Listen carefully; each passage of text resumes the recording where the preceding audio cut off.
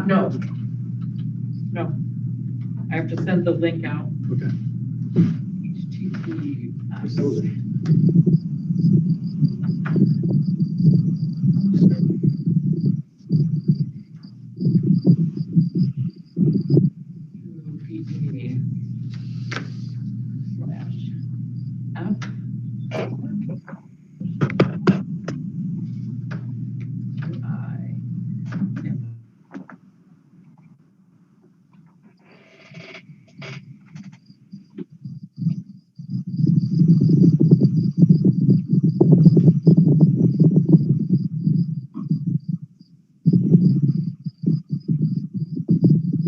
Might be a capital F.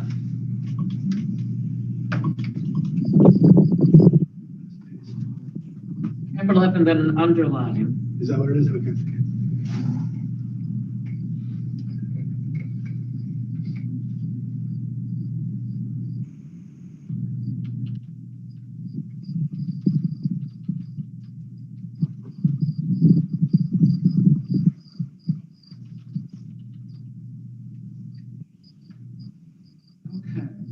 Laura in, and shall I let Wendy in or keep her out?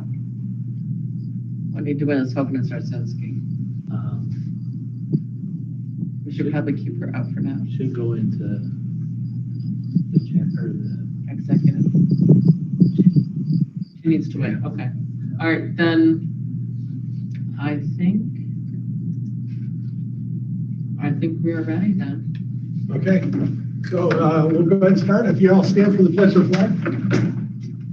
I pledge allegiance to the flag of the United States of America, and to the republic for which it stands, under God, indivisible, with liberty and justice for all. we should do that. Can you hear me okay? Yes, I think so. Yes, Tony. Okay. like you're right here. Good. Can I have a motion to approve the minutes for the regular meeting on July 21st? Linda and Sylvia, questions or comments? All in favor, say aye. Aye. Opposed? Abstained? The minutes are approved. Now it's time for public comment on agenda items. Is there anything on the agenda that is up at the moment? We have our emails. Right, but those are going to be for the Voice of the public. voice of the public. Okay.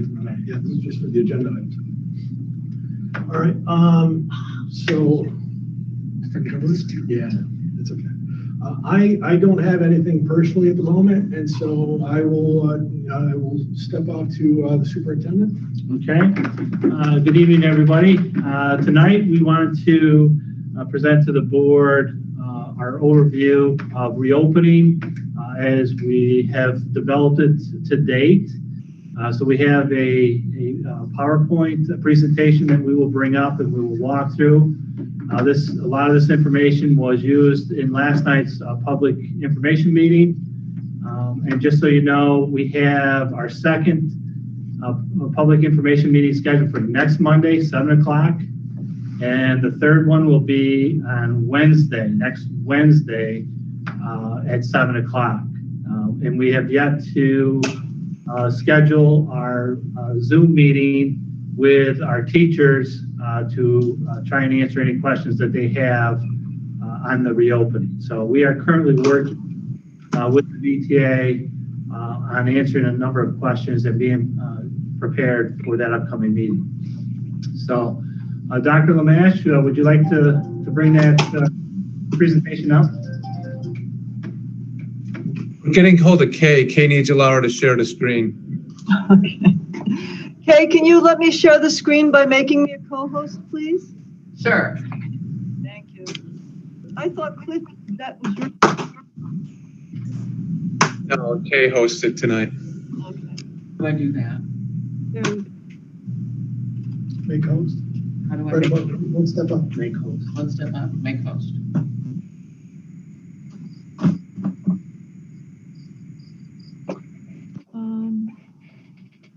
Can you do it now?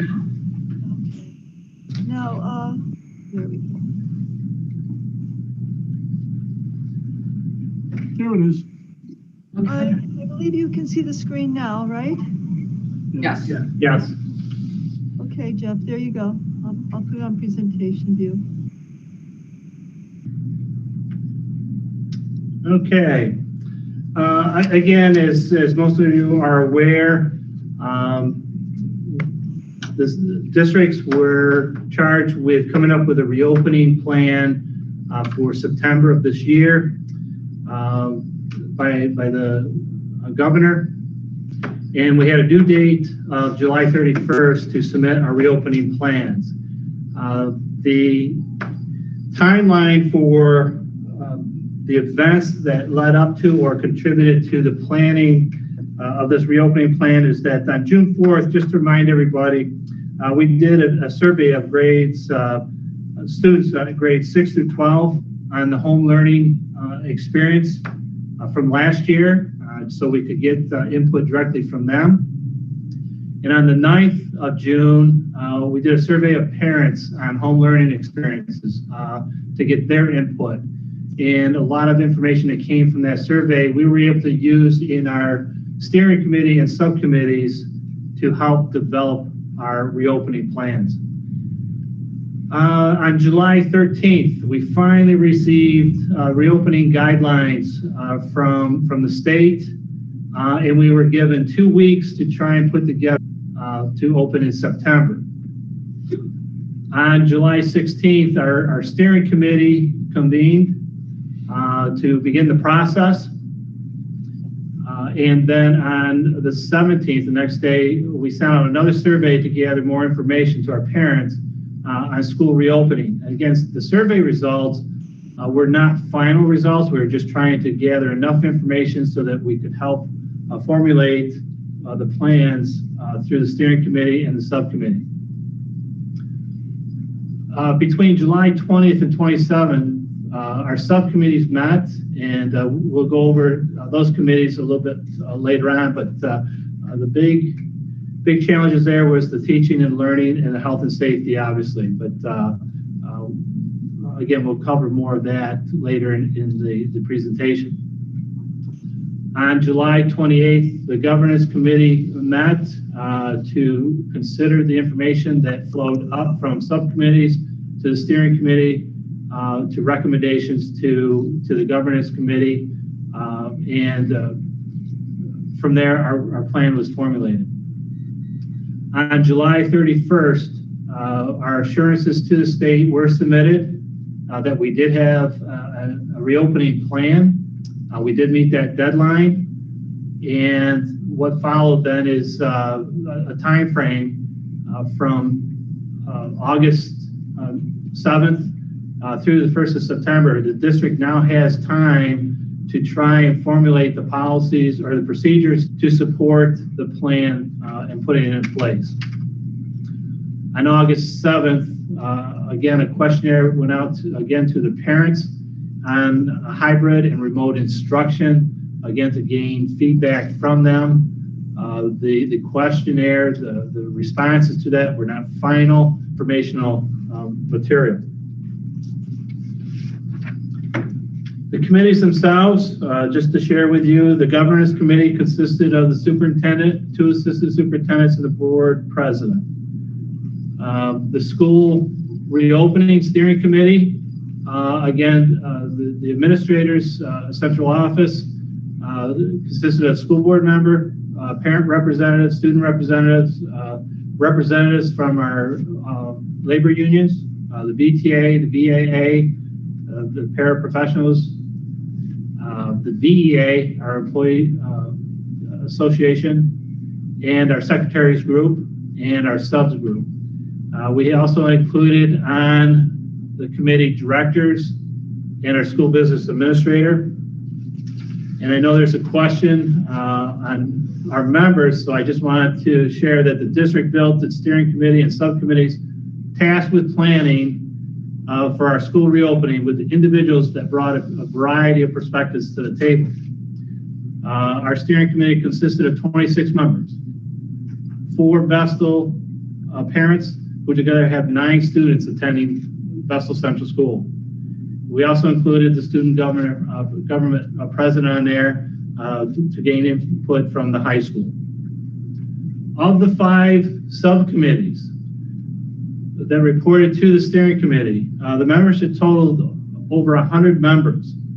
And they consider individuals from every department. There's parent representation, students, teachers, school nurses, administrators, school paraprofessionals, school counselors, secretaries, school board members, student club advisors, school bus drivers and monitors, custodians, librarians, and BOCES technology experts. And I just wanted to include that we had, for community professionals, we had a doctor from a local medical office, and we had a Broome County Health Department rep. So we felt that we were pretty well represented on this committee. And I will say, with the very short timeline that the district was under, to submit a plan and then to start working on our procedures and protocols, we got our volunteers for these committees in short order, and we're very pleased with the individuals that volunteered. These representatives, again, every perspective of the district, include 20 Vestal parents who collectively have 26 children currently in Vestal. Of the 4 board members who sat on the committees, one is a grandparent, a Vestal student that worked in the district. One has 4 children in Vestal schools, another has a current Vestal student at the high school, and one who graduated this past June. So again, we have people that are connected with the district and could provide some valuable input. So experts in our field for our committee membership holds 4 doctorates, over 30 master degrees, and an equal number of bachelor's degrees. It includes 2 New York State master teachers and 1 national board certified teacher. And again, as I said, the professionals, local professionals, included a doctor from the local medical office and a Broome County Health Department representatives. So there was a lot to offer from our committee members, and we were pleased that they volunteered and gave up the time that they did to help formulate the plan. The subcommittees consisted of the teaching and learning subcommittee, and a lot of work continues in that area. We'll have some more information on the teaching and learning here in a few minutes. Health and safety, again, another big area for the reopening plan. Also had a subcommittee for technology, athletics and co-curricular, and obviously transportation. From the work of the committees, the district is now looking at a phased approach, which will give a lot of versatility to the district. It covers from phase 1, which is full remote instruction, and that is how we ended up the school year last year, to phase 2, which is a hybrid model. It is a 4 cohort model, and we'll go over more of that here in a few minutes. But the model will allow for increasing or decreasing student attendance, in-person participation, according to the factors of our school district, of our region, and of our state. So we're hoping that we can move freely from phase to phase once we have this up and running. The advantage of the small cohorts that we're starting with in grades 3 through 12 and the 2 cohorts in K2 this year will provide each school building daily attendance, which will help manage the safe transition into the school for the year, and hopefully lead to us moving on to the next phase. I will tell you, everybody in the committees, everybody's primary concern is the health and safety of our kids and our staff, but the focus is on getting the students back into the classroom as soon as we can, as long as it's safe.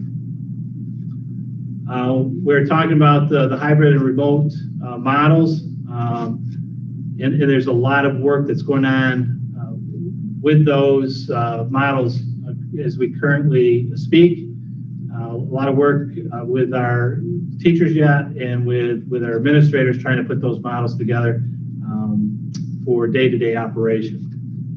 And again, our commitment to safety and health, that has been primary from the beginning for our students and for our staff.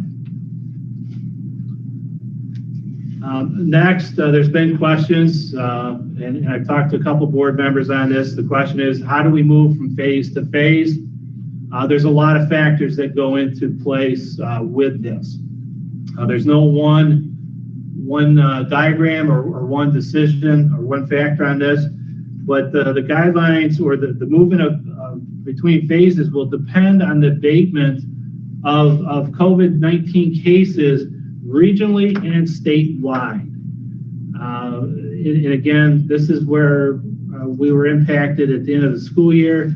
The state, first the county looked to close the school districts, and then the state stepped in and closed the school districts. So that was based on the COVID-19 cases within the state. So that will be a big force in determining if the schools move from phase to phase or if we're doing a hybrid versus the remote model.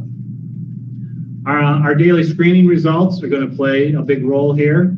The temperature taking and the questionnaire that's going to be required of students and staff will play a big role, and the results of those screenings and the screening process and the form is going to be shared with the board here in just a few minutes, so you'll get a chance to take a look at that.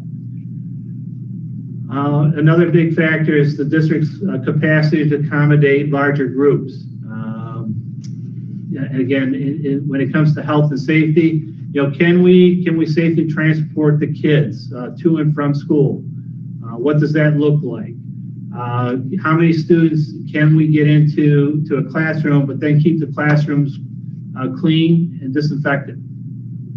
Can we keep the air levels safe for students and staff? Meals. How do we safely provide meals to the students so that there's no undue risk there? And it's important to know that that there's no transmission of the virus between students or staff that will play a role in this moving from one phase to the next. So this is going to be very, very important to the school district and to the families. I will say that we are working with the county on the tracing components, the testing components, and we hope to have some protocol there before too long. And as soon as we do that, again, that will be shared with the community, with our parents, and with our staff. So, at this point, I will turn it over to Dr. Lamash, and she will give a brief overview of the teaching and learning.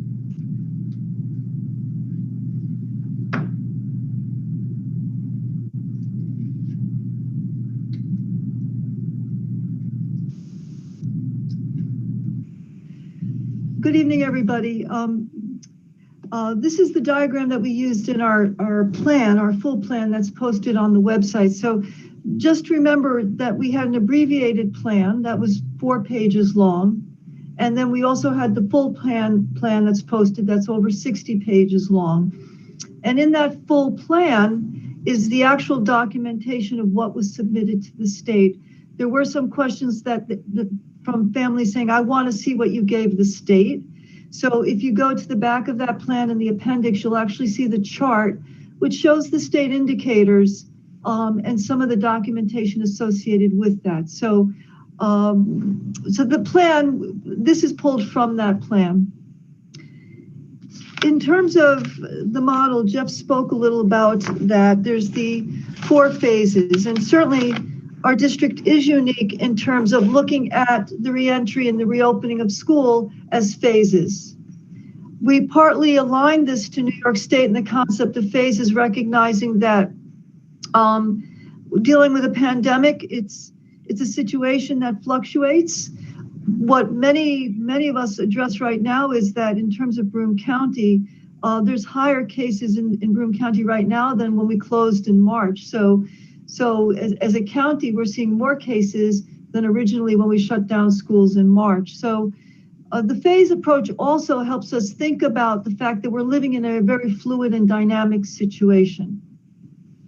And if you're following the news, we're hearing stories of schools that opened and then closed and then resumed. We, as a district, in our plan, try to recognize that there's a fluidity here, that we have a responsibility to our parents to keep them informed of at any moment we may have to close, we may reopen, or we may be able to increase the density of our schools and classrooms. And importantly, that our goal is to get to full in-person, whatever that might be, but we don't want to lose sight of that either. So the phase one is remote, and that recognizes there are families that are choosing to just keep their students at home and to receive remote instruction. Those students will be worked into the cohort model. So the home learning students, the remote students, will become a cohort that will receive a full day of instruction, teacher-directed instruction that parallels what an in-person experience would be. And phase two and phase three are two different levels of in-person. Phase two consists of 4 cohorts, and the decision there was to look at our student body and look at what would be a manageable size in terms of our buildings and our classrooms. So looking at a classroom, an elementary classroom, a secondary classroom, what did we feel was a percentage, a number of students in that room where students could feel comfortable, where the air quality would be appropriate, where they could move around without contacting each other. And that became a 4 cohort model. The advantage, and then looking at the 2 cohort model so grades 3 through 12 were put into that 4 cohort model. The 2 cohort model we reserved for students in kindergarten, 1st and 2nd grade. Those students tend to be smaller, they are, but also our concern there with the kindergarten, 1st and 2nd grade was based largely on that survey that we did early in June that Superintendent Ahern referenced. In June, when we surveyed our parents, many of our parents and many of our faculty said that our kindergarten, 1st and 2nd graders had a very difficult time accessing learning using technology. On top of that, in grades K1 and 2, we have a phonics program that really is strongest when it's taught in person. On top of that, grades K1 and 2 developmentally is when children's brains are ready to learn to read and write. So it was kind of that perfect storm that the kind of intensive instruction in reading that these students needed, we couldn't provide adequately in a remote environment. Certainly for those families who choose remote, we will do the best we can. And then of course, phase 4 is our goal, is full in person. And I pulled a book from my shelf. It's a children's book. And last night when I was speaking with families, I'm reminded of this to try to understand what we're facing right now. We share books. Our literacy program is about the sharing of books. Children can't share books anymore. If a child touches this book, no other child can touch this book. That book will have to be set aside. It'll have to be sanitized. A pencil can't be shared. So part of the protocols that Mr. Casson will reference later on has to do with the intensity of sanitizing, high touch areas, of sanitizing classrooms. If a child sits at a desk, another child cannot sit at that desk. That desk has to be sanitized. So in this model,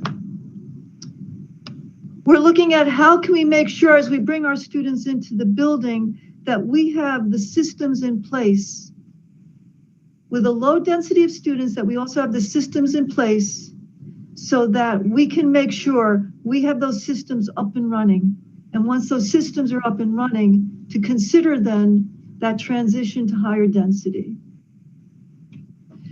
So I spoke about why are students in grades kindergarten, first and second receiving 2 days a week, and it really has to do with our literacy program and the development of the young learner, the young reader, and that these young primary students have a very difficult time accessing technology. Now, when they're here, our kindergarten and first graders, we already have iPads queued up for them with districts applications on it, Raz Kids, Seesaw, Google Classroom. So part of what we will be doing is intensively teaching them how to access learning through technology, so that if we have to shut down, those students will have the capacity to at least read and engage in some type of interaction with their teachers.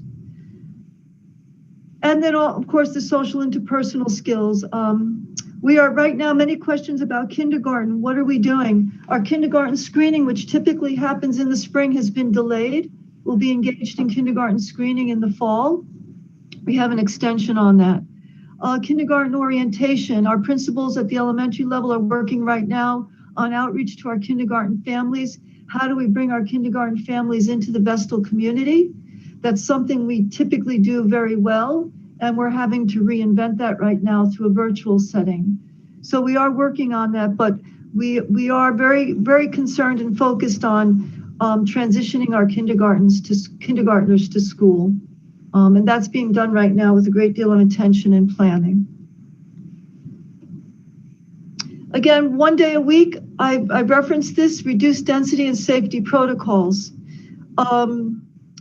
When our students arrive, that first day of school, they will be arriving in very small groups.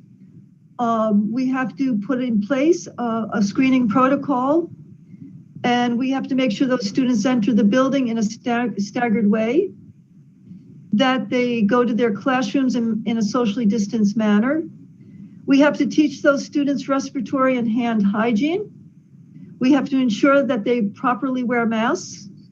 We have to make sure that we have the sanitizing procedures in place, that at lunchtime, we're looking at different models. Middle school will be serving lunch in the classroom. At the elementary, we're evaluating each building and determining how lunch will be served. But the eating of lunch without masks, the sanitizing of all surfaces between students using rooms. And then sharing common areas, restrooms, hallways. How is that going to be sanitized? With the 4-cohort model, we can give those students in-person individualized attention in an environment where they have the space to move and interact safely. And, you know, one of the concerns last year with our teachers and with our families is we know our kids. Last year, we suddenly shut down over the course of a weekend, but we had relationships with our students.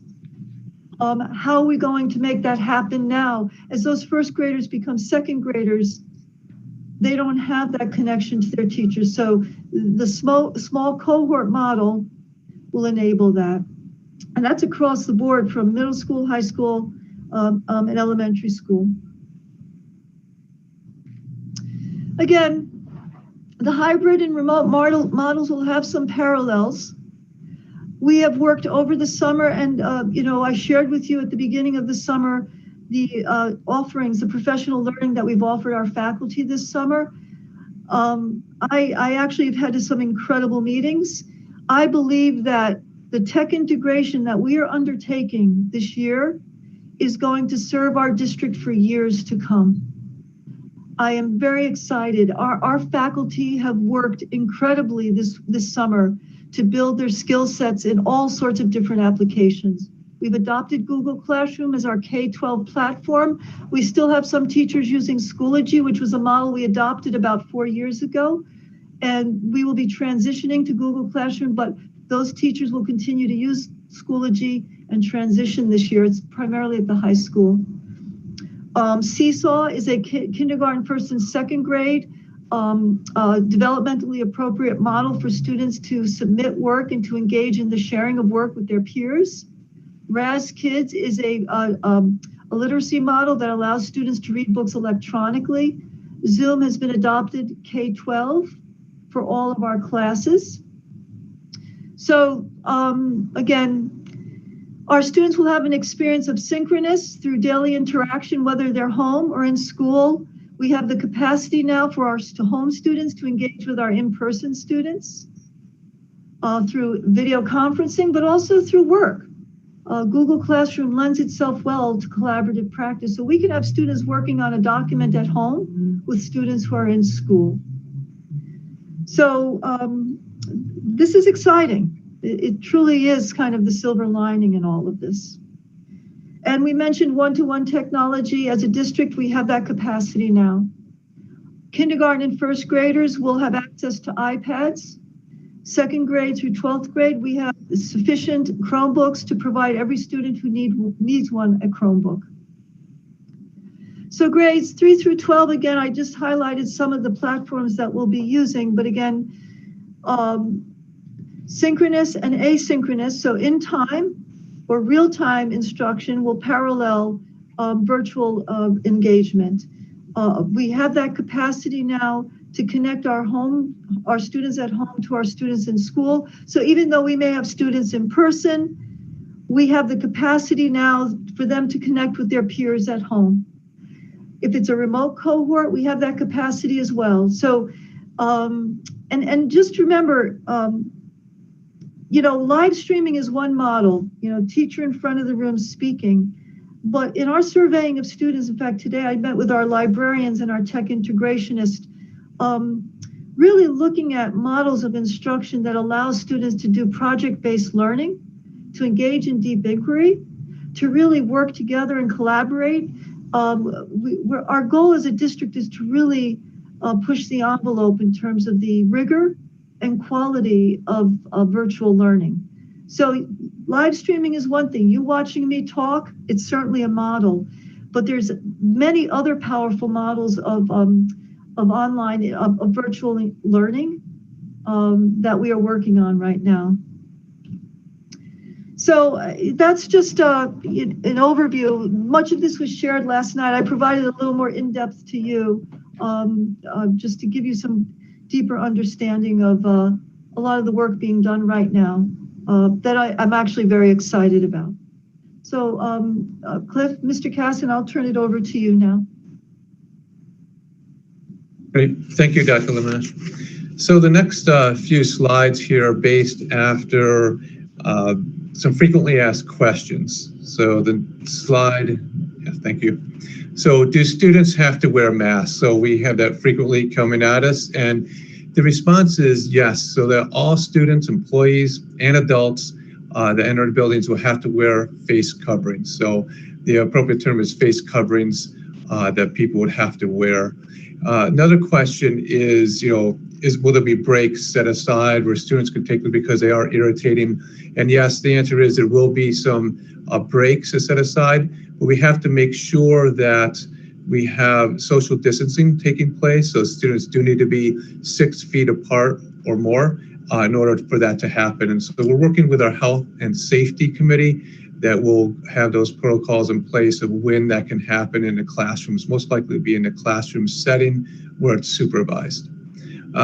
There's another question about face shields, and could people wear a face shield in lieu of a face covering? And the answer to that is no. Through our Department of Health documentation and our New York State Ed Department guidance document indicates that no, that you can wear, if you wear a face covering, then you also can wear a shield, but you cannot just wear a shield alone. So we do know that with some surveys that some of our employees would like to wear both, and we will make that available for both of them. And obviously we are ordering a lot of PPE items to make sure that we have enough coverings and sanitizer and shields, gowns for the nurses, gloves, etc., making sure we have all of that here in stock for our school system. Cliff, can I ask you a quick question? Is the school providing the masks for the children?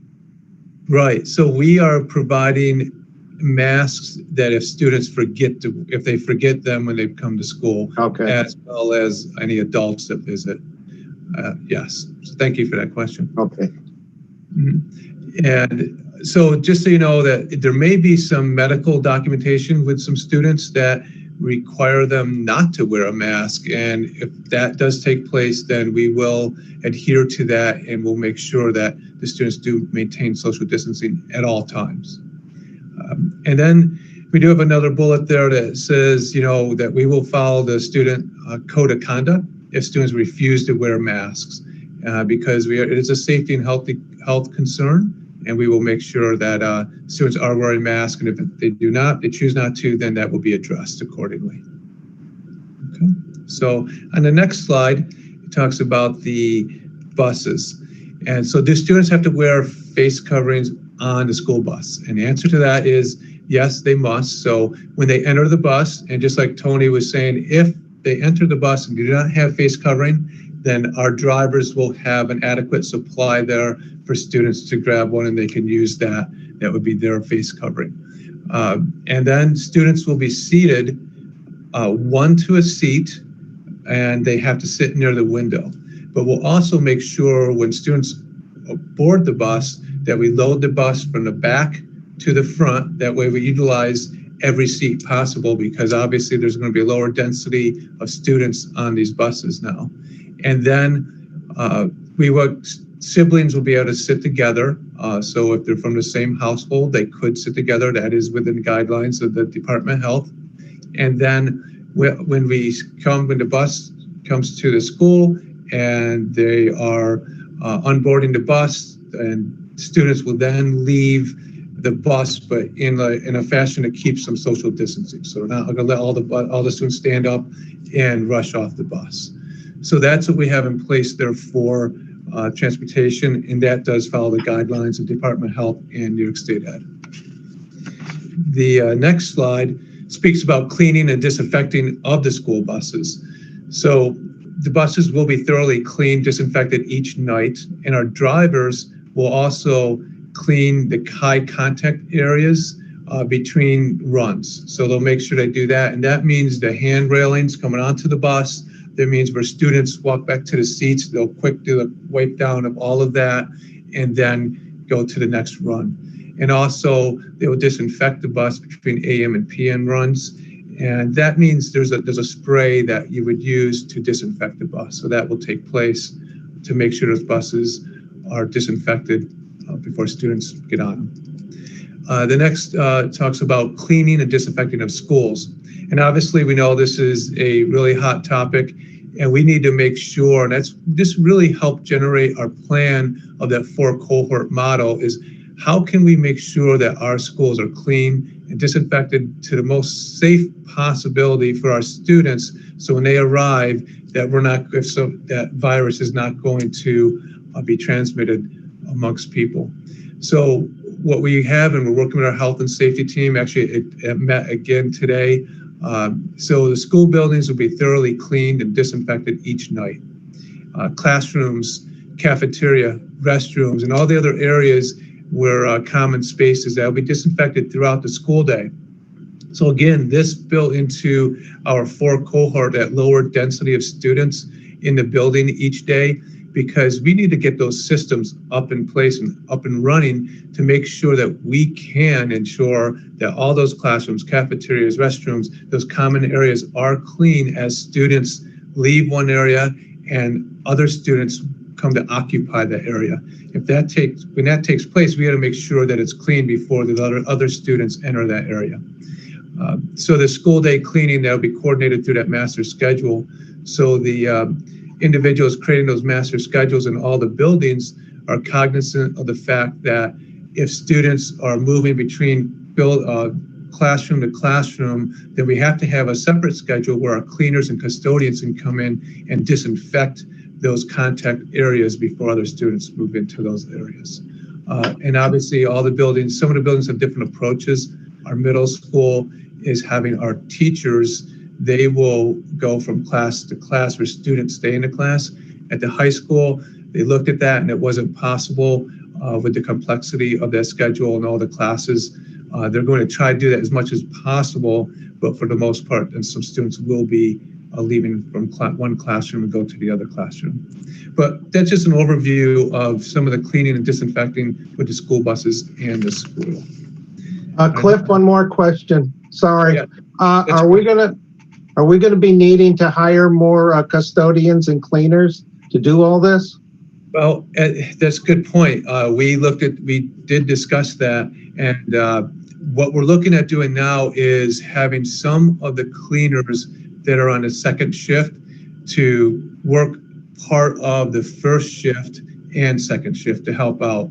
So really where we think we're going to run into some areas is when our first shift custodians or cleaners need to take a lunch break. So that's why we're going to move at least one or two, depending on the size of the building, of the second shift. So they've kind of a hybrid first and second shift type employee. Okay. That's our plan. Yeah, thank you. Let's see. The next slide here is pertaining to a daily screening questionnaire. Now, this is ever evolving, and this has changed. So this was a draft, and but it has changed a little bit. It looks a little differently now. But basically what we're doing here is we need to come up with a questionnaire like this that's going to be daily for anyone who enters the building. So our students, our staff, any visitors that enter. So with this, our technology director, she's looking at possible different apps that parents could do this at home. So they would take the temperature of their child and they would go through a questionnaire and they would submit it. Then the school district would receive that information and we would know if that child has been cleared or not cleared for school. There's other possibilities of different Google Docs that we could use. And there's also, we could use a paper form if we needed to. So right now I'm in a process of seeing what would be the most efficient way to get that information to the school. Just so we know, looking here for staff that will be starting back next week, we've been asking staff that every day they complete this daily screening questionnaire to ensure whether they're cleared or not cleared to come into the building. Again, looking at safety of all that are in the buildings. So that's what we're looking at for the daily screening. Obviously, we will have, as the next slide will show, if someone is in the building and they're starting to have symptoms of COVID-19, report to the nurse's office. We have a nurse in every one of our school buildings, and in a couple of buildings we have 2 nurses. And with that, then the nurse will conduct a screening of the student and or adult, and if they exhibit those conditions of COVID-19, those symptoms, then they would be moved to an isolation room. So part of our Department of Health guidelines documentation says every building has to have an isolation room where we could have people wait until they would exit the building. If it's a student, and obviously we'd call the parent or guardian, have them pick them up and ask them to take them to their health provider.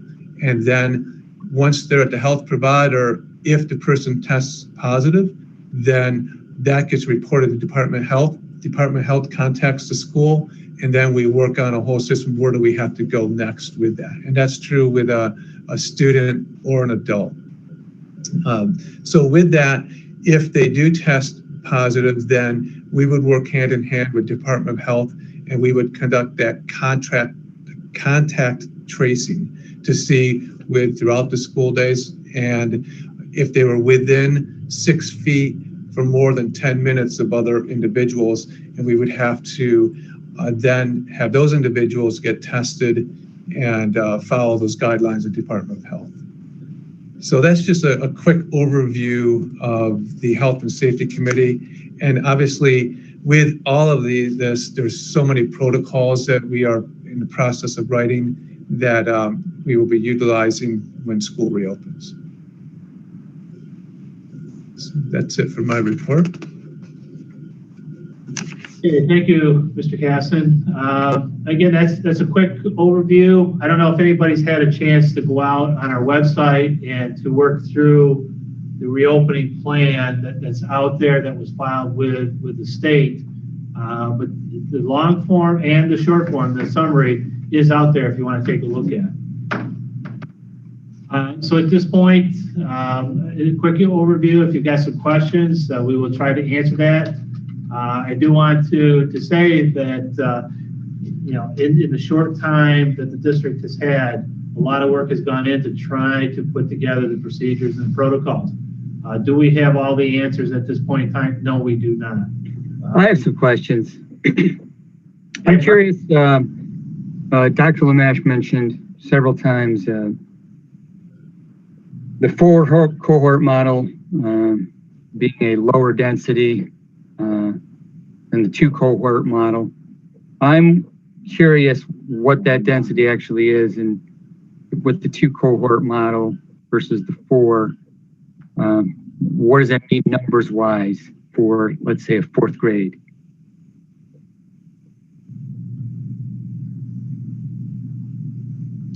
Laura, do you have the information? I think that if we split the cohorts in half, we could have classes of 14 students. So if we just went with 2 cohorts, we could have classes of 14 students, and that in a lot of our— Before we know that which families are choosing 100% remote. So yes. So right now we have less than 10. Our goal is less than 10. It will fluctuate. And, we're monitoring right now the number of families who are choosing to do pure full remote. So we will have a better sense, and that will give us a good sense of where we land with these 4 cohorts.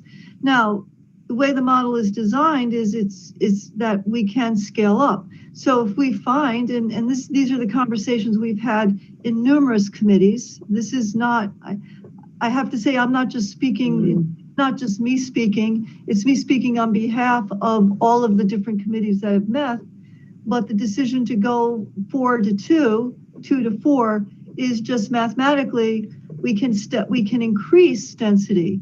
So certainly that's something we do want to look at. I know in our conversations over the last few weeks, if schools open and we find there's no incidence of COVID, that there's no need to shut down, that we can keep these systems running. Certainly there has to be a moment when we evaluate that.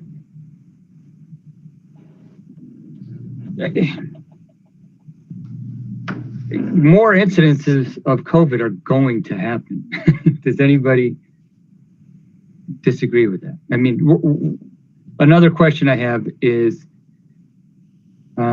Jeff mentioned one indicator for moving from phase 2 to phase 3 would be 0 cases of infection from between our students and between our staff. I just don't see that as cases are going to happen. I have students of mine that I work with that I know are positive cases, and nobody in the family has any idea how it happened. They're all asymptomatic, and they can't just blame it on Walmart or the 1 or 2 or 3 different places that they've gone. How would we know when students or staff become positive cases that happened in our building? Would we be able to know that? Well, Mark, they picked up on the screening process. Again, it's got to be done daily. Anybody exhibiting the symptoms of the virus would be pulled out of the classroom. And if I'm asking is when positive cases happen. I'm not saying if, I'm saying when, because that's what's going to happen.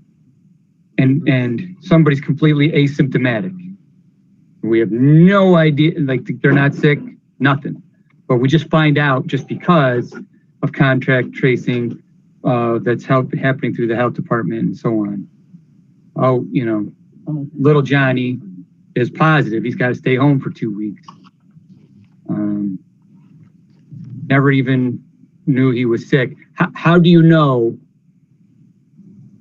that Johnny, who is positive, didn't get it in our building? We're not going to know that, Mark. We're going to follow the guidance of the Department of Health. Once an individual is tested and is tested positive, that individual, the county would notify the district of that individual and would also guide the district as to anybody else that would have to be quarantined, if it's an individual or if it's a grade or whatever. We follow the guidance of the Department of Health.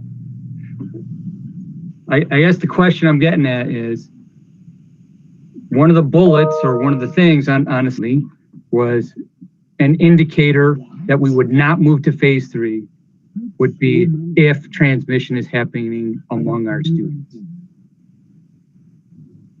Correct. If we have tested positive cases within a district, within a building, we would not consider going to phase 3 until that situation is corrected and our numbers come back down. Can I ask a quick question? Yes.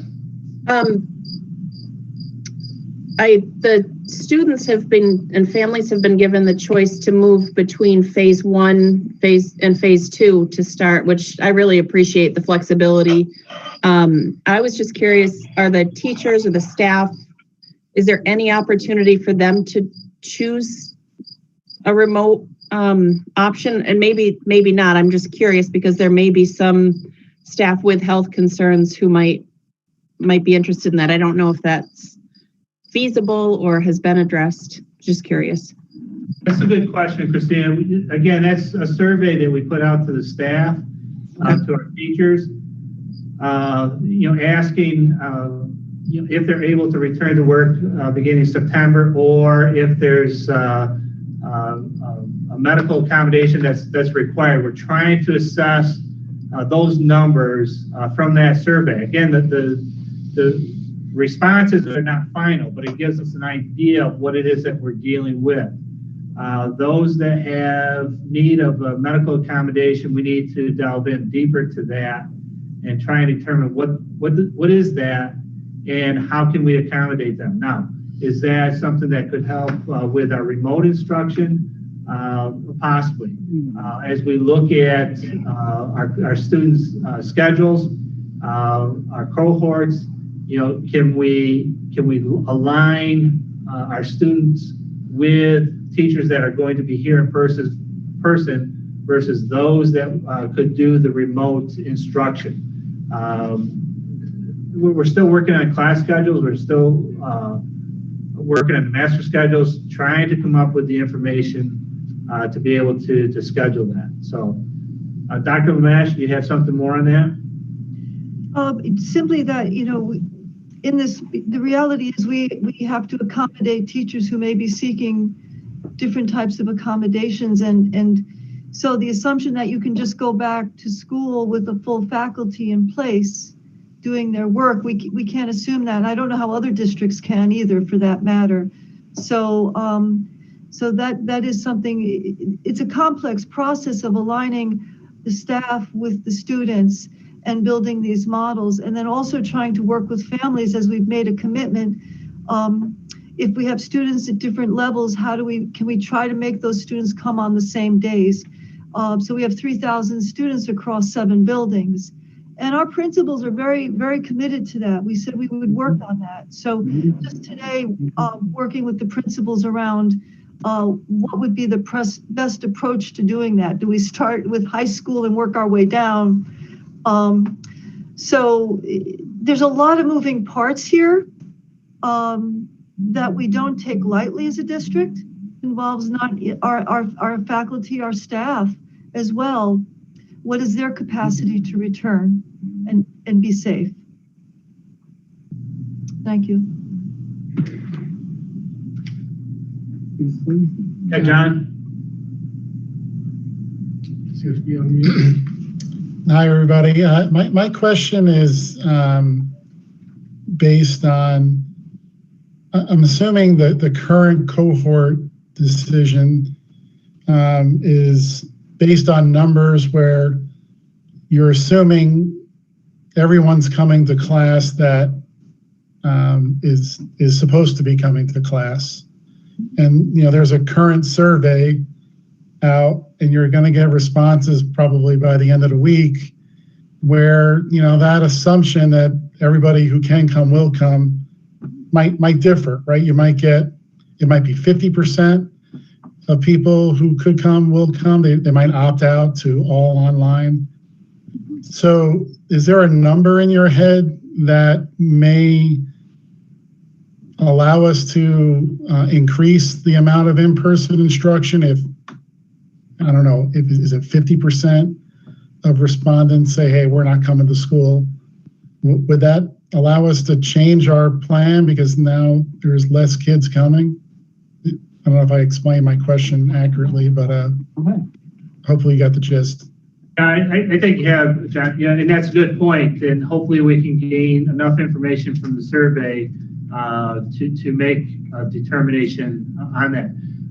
Look, if 50% of our students indicate that they're going to go to remote instruction process, could we move from phase 2 to a phase 3? We could. We would consider that.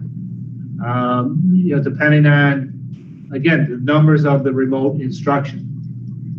So the responses are due back by the 14th, Friday. So we'll have a better handle on that. There are a good percentage of students that will be doing remote instruction. You got a kind of a chicken or the egg problem though, because there's people who I'm sure there's some people choosing remote only, please, because I want to be extra safe. And you have some people who are saying, I want to choose remote only because what the heck is the point of only one day a week? I'll just do remote. Whereas if you did twice a week, some of those remote only people might change their mind. So it's kind of like, I wish the survey addressed that. Like why people would choose remote only.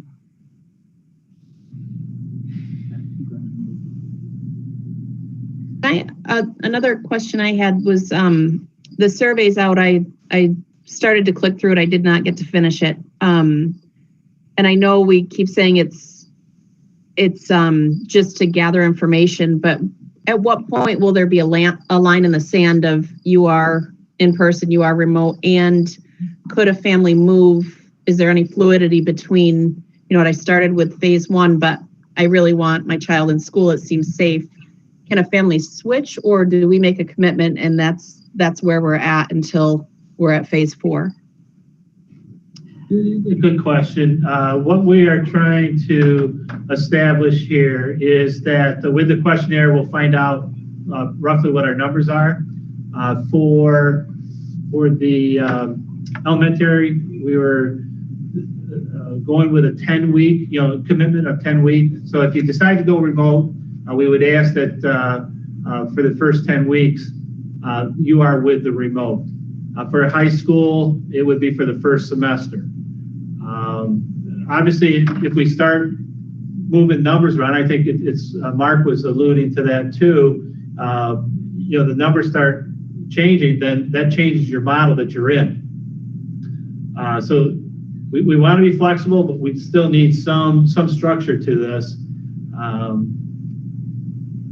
And so following the 14th, when we see what our tentative numbers are, we'll try and start establishing class schedules for students, and whether they're remote, whether they're in person or hybrid.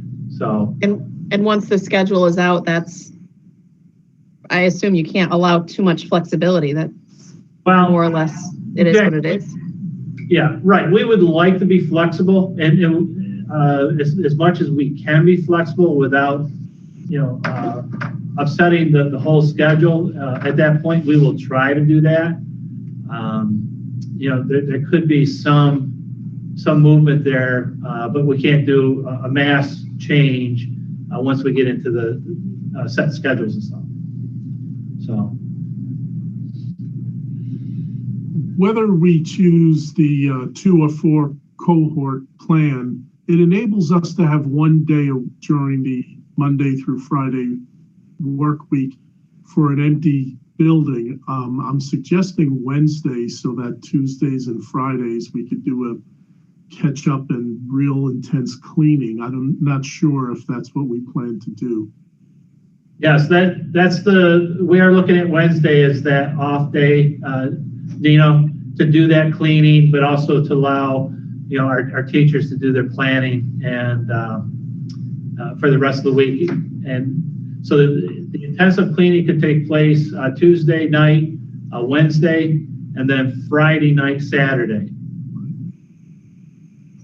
That's great. I also had a concern for our children who are working in other districts and buildings, OCs or whatnot, and just wondering just how much control do we have over the plans that they're initiating, because I think our plan is very sound.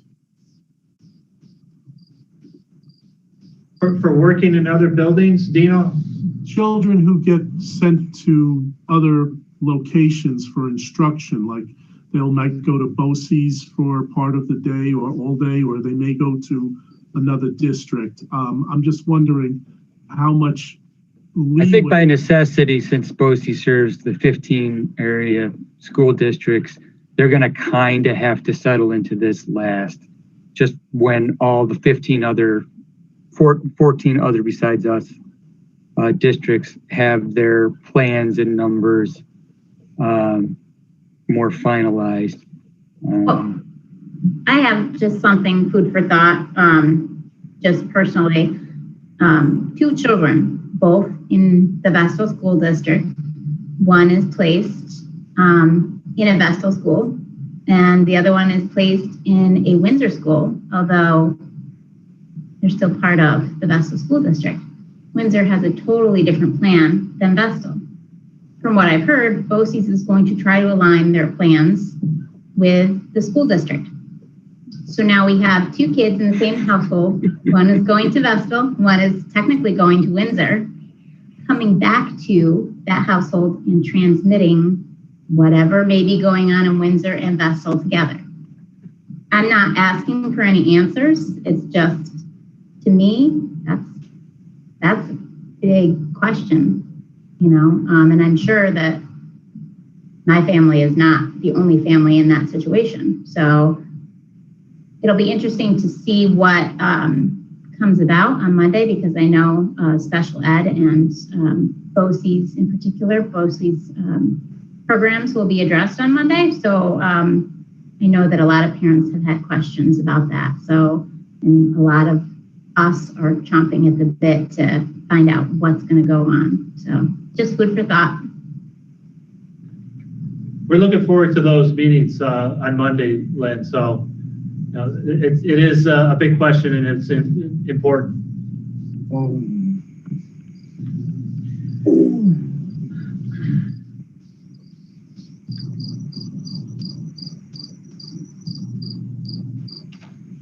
Any other questions at this time?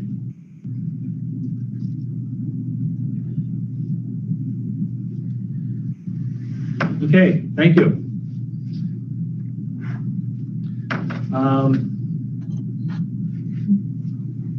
That was the only thing on the agenda for. Yep, I'll set this out. We're gonna go to the voice. Okay. All right, now can I have a motion to accept Schedule F and Schedule P? Dino and Mark, questions or comments? All those in favor say aye. Aye. Opposed, abstained. The schedule is approved. Resolution 1, health and welfare services for the Binghamton City School District. Can I have a motion? Tony and John, questions or comments? All those in favor say aye. Aye. Opposed? Motion is approved. Transportation contract for the summer 2020.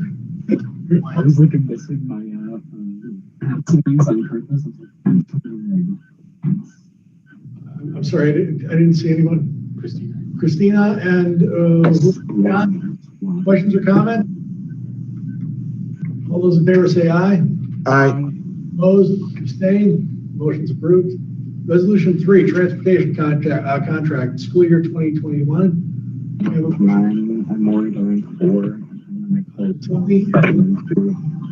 Is somebody themselves? I'm hearing some stuff here, and Is there, I don't know who it is. okay, I think you're good now, Mario. I think it was Mark. I'm sorry? I think it was some background noise at Mark. I think you're good. Okay. Questions or comments? All those in favor say aye. Aye. Opposed, abstained, motion is approved. Resolution 4, the bid award for interscholastic sports supplies. Can I have a motion, please? Dino and Christina, questions or comments? All those in favor say aye. Aye. Opposed, abstained, motion's approved. Resolution 5, acceptance of grant from the Vestal School Foundation. Can I have a motion? Dino and John, questions or comments? All those in favor say aye. Aye. Opposed, abstained, motion's approved. Resolution 6, tax warrant for 2021. Can I have a motion, please? Linda and Sylvia, questions or comments? This is one of the ones where we have to have a roll call. Yep. Oh, I'm sorry, I'm gonna need a roll call on this. Ready? So let's go with Dino. Aye. Christina. Aye. Linda. You can just raise your hand up if you're saying aye. Linda? Aye. John. Aye. Lynn. Aye. Tony. Aye. Sylvia.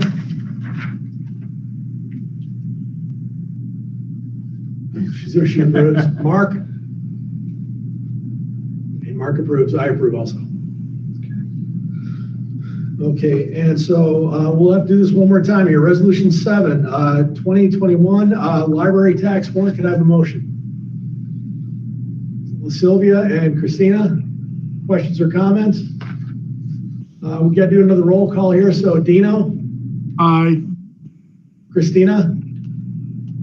She says aye. Linda.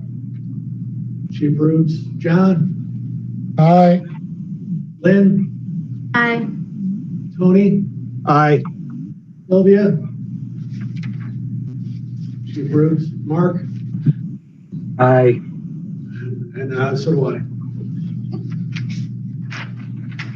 All right, resolution 8, lease agreement for Cub Cares Children's Center. Can I have a motion, please? Dino and John, questions or comments? All those in favor say aye. Aye. Opposed, abstained, motion is approved. Resolution 9, contract with Southern Tier Hearing Services, PLLC. Can I have a motion? Dino and Sylvia, questions or comments? All those in favor say aye. Aye. Opposed, abstained, motion is approved. Resolution 10, contract with Employee Network Incorporated. Can I have a motion, please? Lynn and Tony, questions or comments?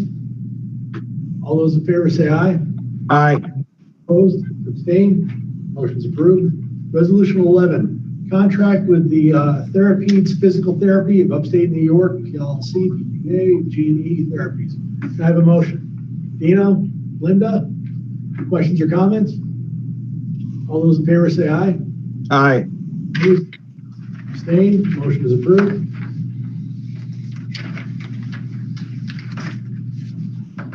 Resolution 12, agreement with Southern Tier Independent Center for 2021. Can I have a motion? Lynn and Dino, questions or comments? All those in favor say aye. Aye. Opposed, abstained, motion's approved. Resolution 13, declaration of obsolete buses. Can I have a motion, please? Sylvia and Tony, questions or comments? All those in favor say aye. Aye. Opposed, abstained, motion is approved. Resolution 14, memorandum of understanding, Binghamton University Institute for Child Development. Can I have a motion? John and Lynn, questions or comments? All those in favor say aye. Aye. Opposed, abstained, motion is approved.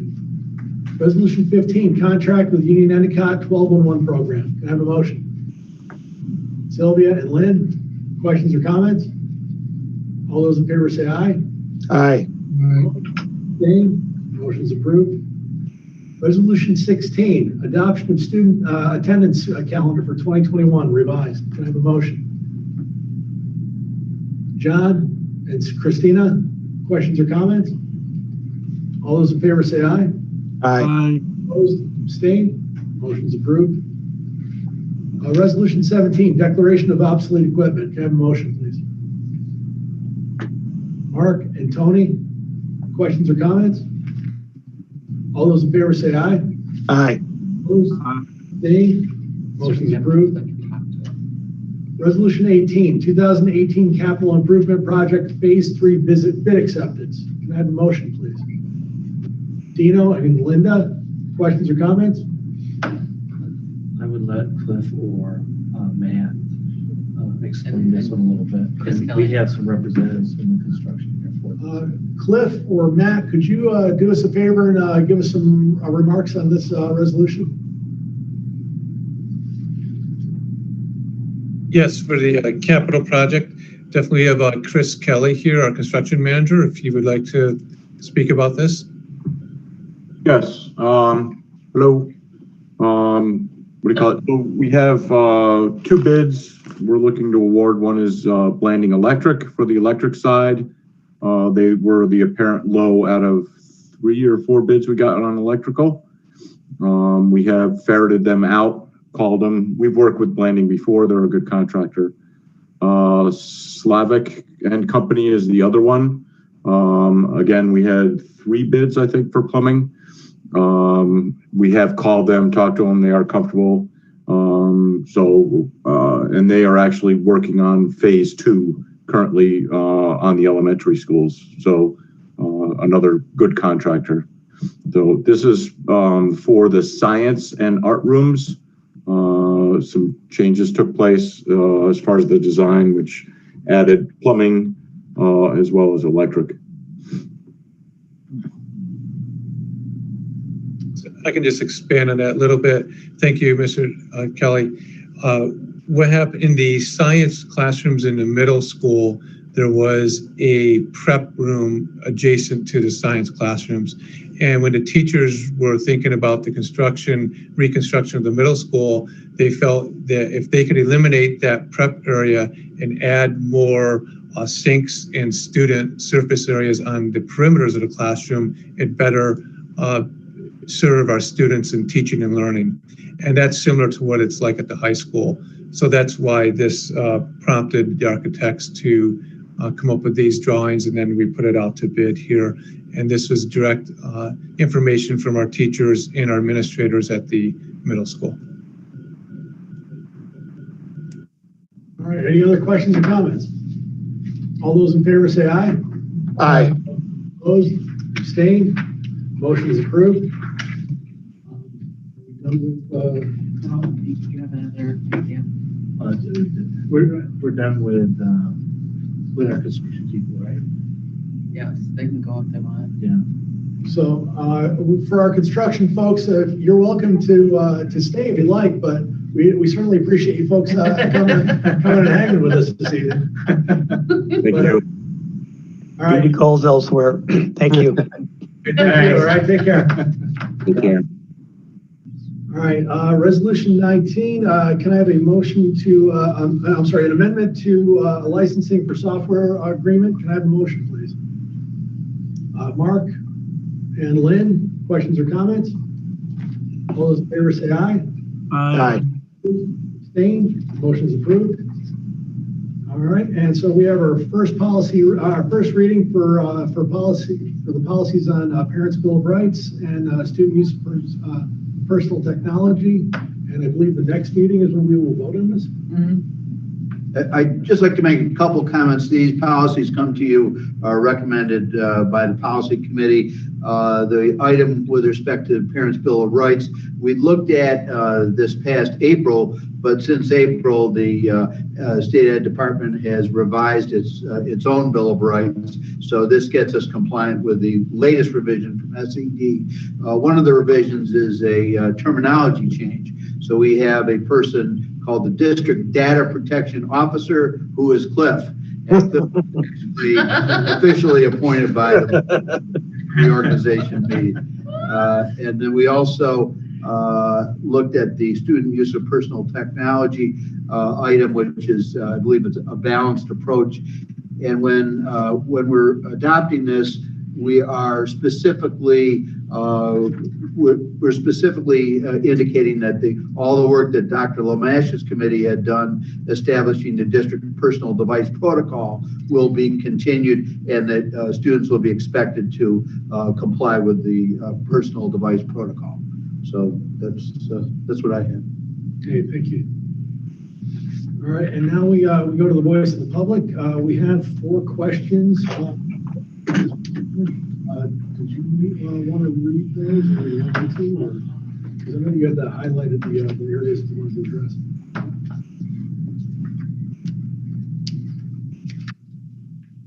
Okay.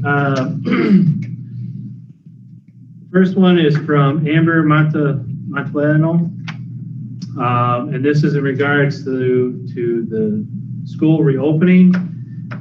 Question is, why is Vestal only offering 1 day of person instructions for grades 3 through 12? And again, I think Dr. Lamash covered that information. Why are we the only district in Broome County offering 1 day? Same question. Why can't we double the numbers? Same topic. Why can't we offer 2 days of in-person instruction or more? And again, I think we spoke to that in addressing the board in the report section. We will respond back to this along with other questions that have been submitted. So we will respond back in writing. Plus, these questions will show up on our facts, our frequently asked questions on our website.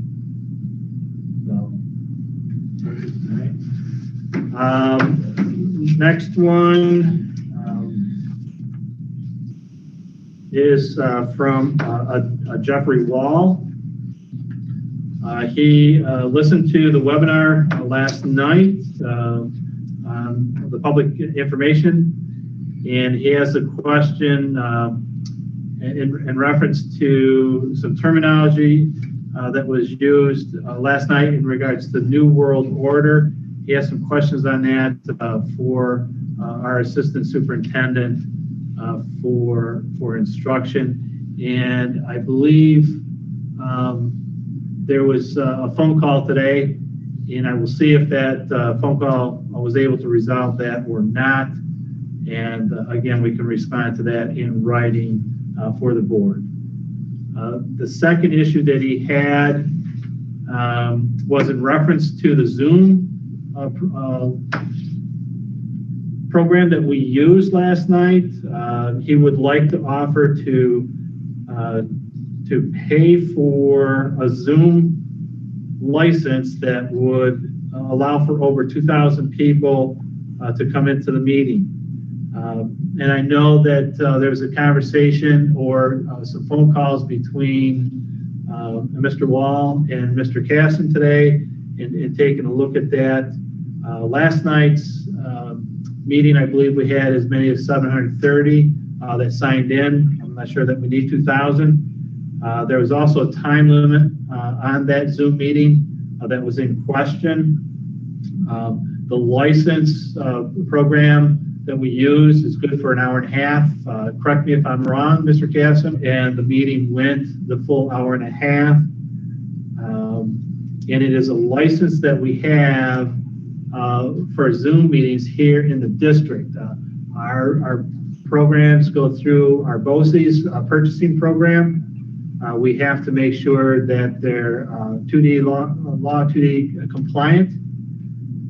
So when we refer to buying licenses off of a retailer or something like that, the district cannot just open up and do that.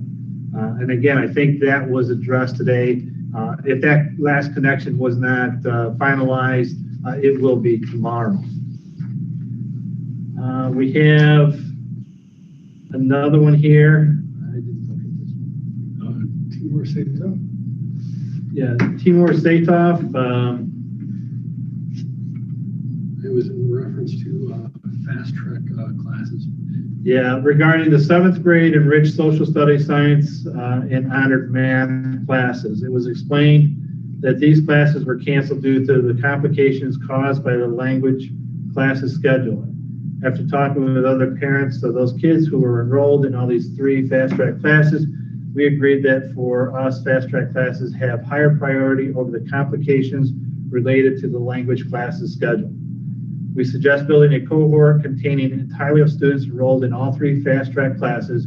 We think the differences in language choices would be resolved in a few ways. One, we all can switch to one language. I believe that language teachers' loads will not significantly increase because of the small number of students who change their language priorities. 2, we can join language classes offered to those students who have chosen completely remote education. With all the significance of personal instructions, especially in the initial stages of learning, remote students will bear the consequence of the complete remote education. We are ready to share those consequences as well. We think that fast track classes have higher priority for us than the consequences of remote language classes.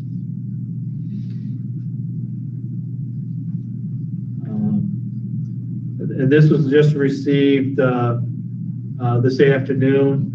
This will be shared, and we will be looking to do a response on that for the Board of Education. Our final email or input from parents. There's a 5-page document here with many bullets. This is a document that the district has received in the past. We are working on a number of these situations, on the questions. We try to answer this through our frequently asked questions. And some of the questions, and this is from, it's a group submitted by Kalina, Serodino, Montalbano, Nush, Nebawanik, and Robles. And this is on file with the district clerk. Some of the questions are, why were the board members not required to sit in on at least one reopening committee? How were the members of the reopening committee chosen? And should all stakeholders have been represented on those committees and offered a voice? Again, I think sharing the makeup of our committees, we've responded to some of those.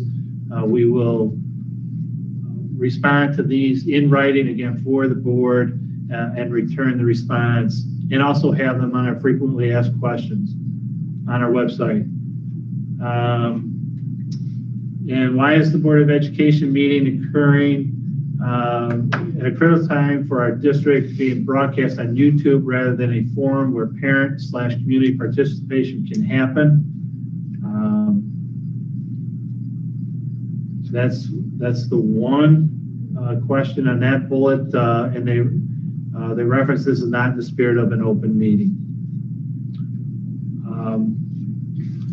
Again, there's just, if you want to take the time, we can go through every one of these bullets.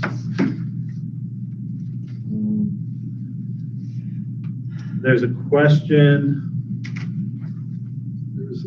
There was some question and doubt as to whether or not that the reopening plan was based on the respondents' notes as far as whether or not they're about their comfort level of sending their students back to school. There was a question about parents being continually sidelined since remote learning, and emails and phone calls have continually gone unanswered by teachers and administrators.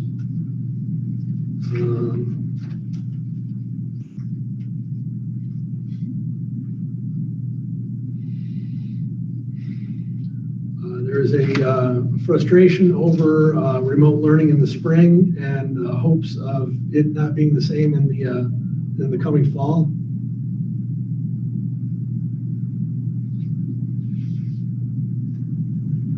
Go back. I would just like to say, with the plan to be synchronous, plan to be streamlined as far as platforms go, we might be, people hated the spring. They hated it. And everybody hated the spring. Yeah. That was everybody did. In fact, everybody hates the fall. It's not unique either. And it's almost like I feel like we should begin every event, almost every sentence with, this fall will not be the spring. Anyways, that's just my 2 cents on that. It's not going to be what the spring was. There's another issue, another person requesting information on how connectivity hardware and software issues are going to be dealt with in the coming year. There's congruent software being used in the different classes, as opposed to how we kind of things started off in the spring, where we had multiple software where, they're trying to, they'd like to know if there's going to be a single kind of software.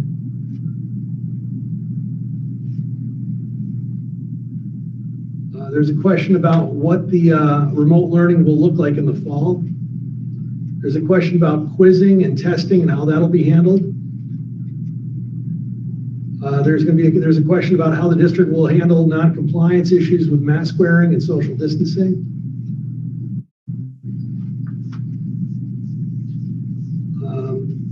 How will the district be handling the myriad of illnesses that will arise in the normal every school year?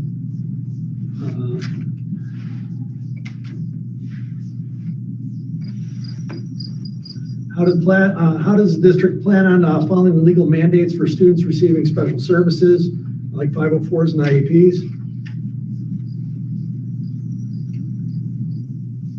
Mario, could I interrupt for just a second? Go ahead. So hearing all of these questions, we're getting the abbreviated version in the interest of time. And I think also, obviously this is a situation that nobody's faced in the past. Is it possible, due to the nature of the times that we're in, could we have, not that I want to have more meetings, but could we have maybe add a board meeting, maybe to go over these questions after the district has had time to thoughtfully respond to them? Because I feel like there's so many that they can't be done justice in this. You guys can't think about them, process them on the spot like this, but they all are valid and deserve time and attention. And we'll be addressing those on Monday and Wednesday of next week with the following meetings that we're going to be having. Right now, all we're kind of doing at this point in time is this is the voice of the public, and this is the time where we sit putting them out there. But I feel like part of what the public is trying to do is not only bring their concerns to the administration, but also to the board. So I'm just wondering if maybe the board just needs to attend the public meetings. I don't know, but I feel like the public is reaching out. The board is certainly encouraged to attend. That's never in doubt. Could it be possible to send a copy of these 5 individual questions, whether it be 5 pages or a half page, through email to us?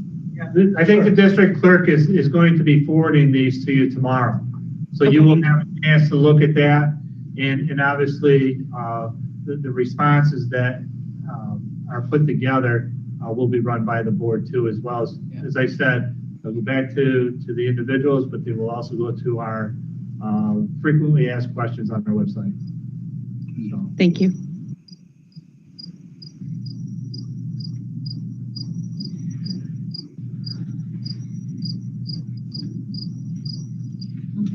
There's an issue with students moving around. Oh, there's an issue with somebody was a bit frustrated with students in the middle school won't be allowed to move around, whereas students in the high school will be. And there is the reason for that is because the middle school has a more of a fixed curriculum versus the high school having a variety of electives, and so there's really no way to sit there and kind of coordinate that. Let's see.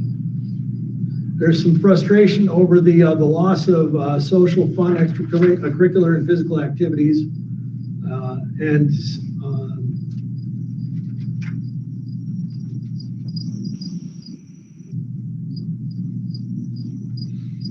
there's frustration about the conservative approach to reopening and the requirement of wearing masks all day.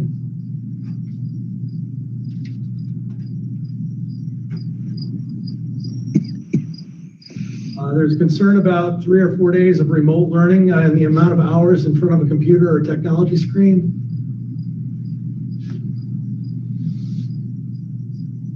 There's a frustration about the lack of childcare due to the amount of time that students won't be in the building.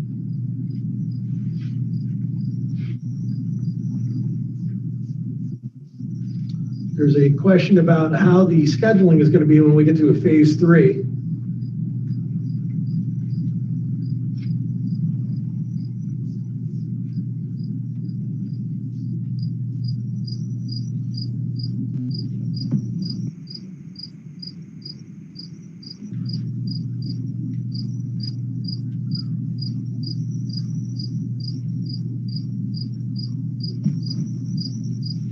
There was a mention about the flexibility of what kind of flexibility is, depending on if somebody wants remote or hybrid learning for their student when they first enroll.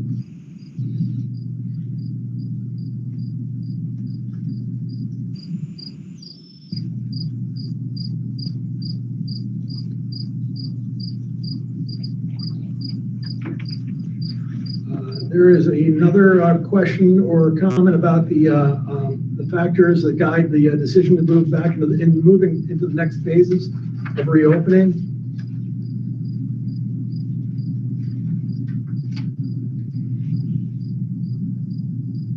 And there's a comment about how New York State recorded the lowest COVID positivity rate since the beginning of the pandemic, and so I believe that they're wanting to have more explanation as to why we're not going to 100% students in the building, and that's the bulk of the questions and comments from this group.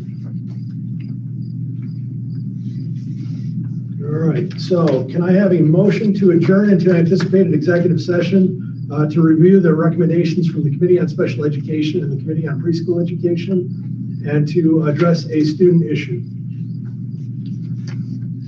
Christina and Dino, questions or comments? All those in favor say aye. Aye. Opposed? All right, we will be going into executive session. This is where we'll be closing out from the open meeting, and we'll be addressing the issues that were just at hand. And so that we will move on to the executive session. Mark, Mandelchuk. Yeah.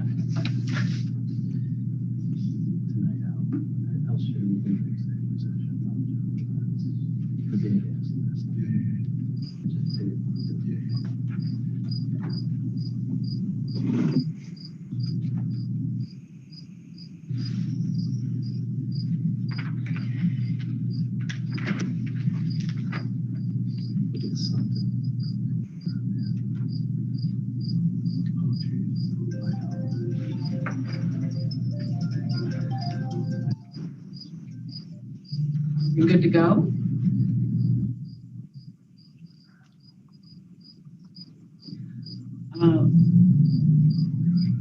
No, we're going to do them first, and then the public, and they will exit. Okay, so we listen again. Do you have the meeting? Yeah, I'm going to take off because Wendy will be coming. Yes, okay. We're going to do that. Yeah. Good. Thank you. Hey, thanks. So, I wish.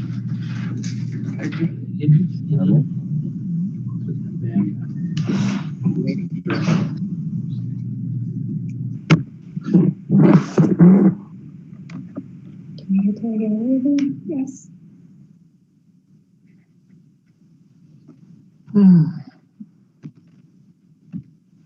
You want to talk to Wendy? We're gonna need We gotta to, get Rosalie out of here. but she's a special ed. Oh, Yeah. never mind. Can you do special ed? Okay. Yeah. Let's do special ed. Yeah, let's do special ed right now. Okay. Hey, Rosalie, how are you? I'm doing okay. How are you? Right, so can I have a motion to accept the recommendations on the Committee on Special Education and the Committee on Preschool Education?